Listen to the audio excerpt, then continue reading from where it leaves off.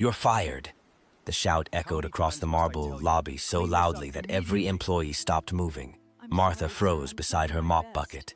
A few drops of dirty water slowly slid down the billionaire's polished shoe.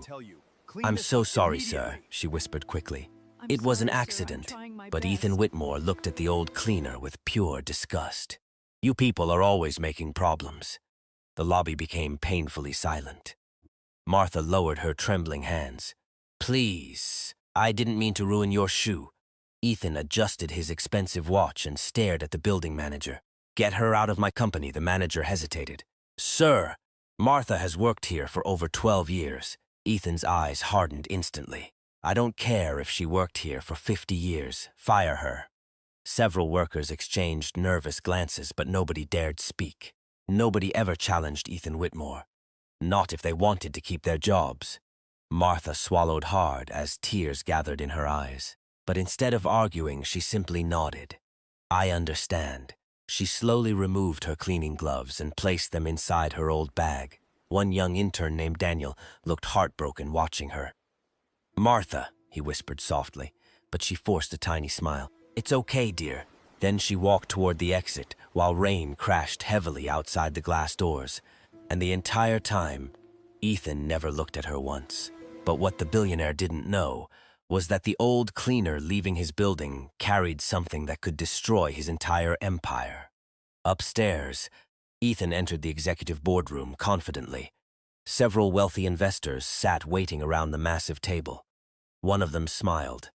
"Mr. Whitmore, we've been eager to finalize this deal." "As you should," Ethan replied calmly. "Today changes everything." His assistant handed him a folder, but suddenly the assistant frowned. "Sir." Ethan looked irritated already. "What now?" "The merger documents." "What about them?" "They're missing." The room instantly became tense. Ethan stood slowly. "That's not funny." "I'm serious, sir. They were inside your office 30 minutes ago." Another investor leaned forward. "Without those documents, we cannot continue this meeting."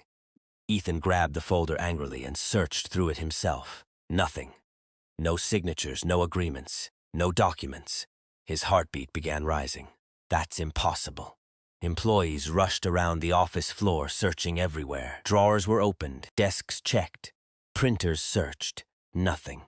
Then Daniel suddenly stepped forward nervously. "Sir, I think Martha may have them." Ethan turned sharply. "What?"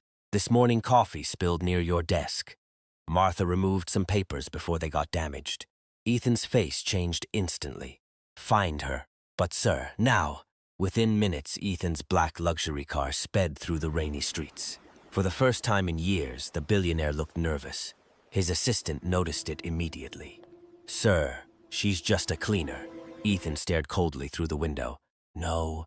Right now, she's the only person standing between this company and disaster." Meanwhile, Martha sat quietly beneath a bus stop shelter. Rain poured around her while she held her old bag tightly against her chest. Inside the bag were the missing documents, carefully protected inside plastic wrapping. She had planned to return them later, but after what happened in the lobby, she wasn't sure anymore. For 12 years, she cleaned Ethan's offices. 12 years of greeting employees who barely noticed her existence. 12 years of staying late after everyone went home, and in less than 30 seconds, she was treated like trash. A car suddenly stopped nearby. Daniel rushed out first. "Martha!" She looked surprised. Then Ethan himself stepped out slowly from the car. People walking nearby immediately recognized the billionaire. Martha looked down quietly. Ethan approached her carefully. For a moment, neither spoke. Rain hammered against the shelter roof. Finally, Ethan broke the silence. "I need those documents." Martha looked up at him. Her eyes were filled with sadness more than anger. "You fired me!"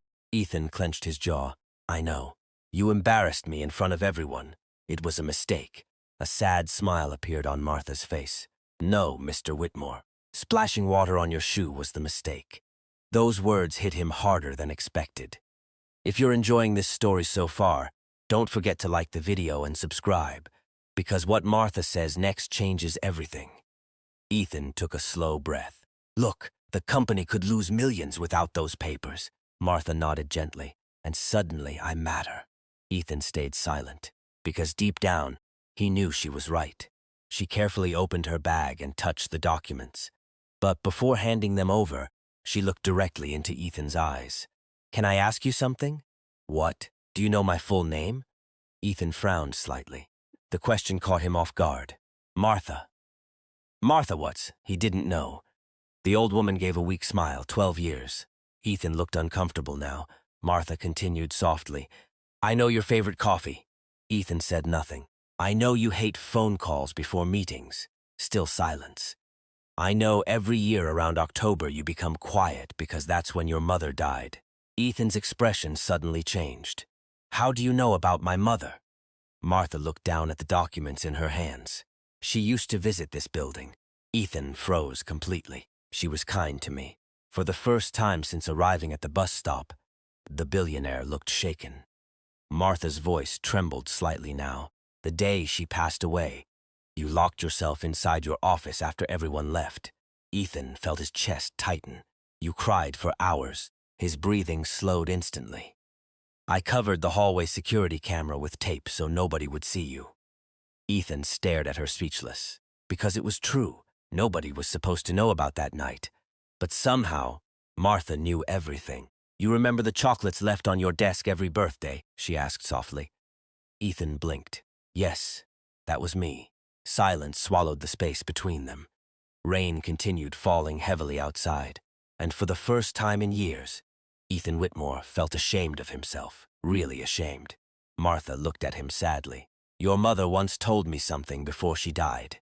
Ethan swallowed hard. "What did she say?" She said, "Please be patient with my son. The world made him cold before he learned how to be kind." Ethan looked away immediately. His eyes had started turning red, and Martha noticed, but she continued anyway. "She loved you very much, Ethan, not Mr. Whitmore." Ethan. The billionaire suddenly looked smaller than ever, standing there in the rain. And deep inside, he realized he had just humiliated the one person who quietly cared about him when nobody else did.